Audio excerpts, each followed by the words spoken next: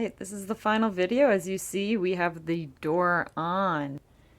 And the unveiling.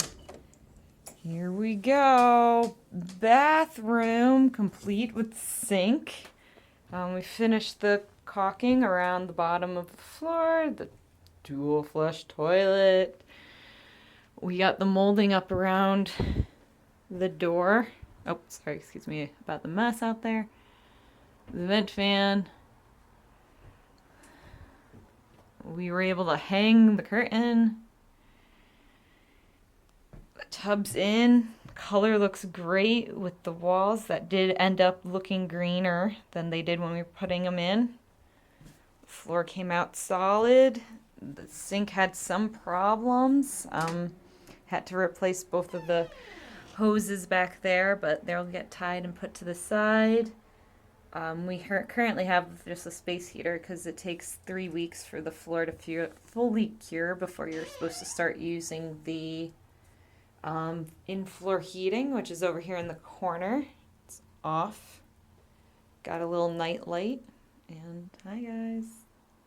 And there's the foreman. He's approved and signed off on this project. So we are done for now. There is some work that we need to do with the window back here.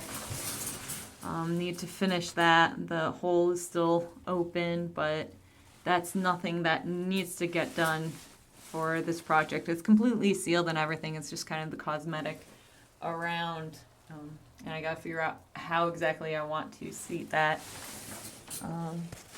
And then got to figure out how to do storage on this wall.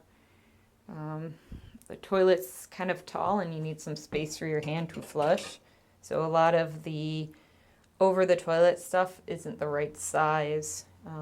But then also need to just, do some little work painting around these things, scrubbing like some of these holes from nailing it back up.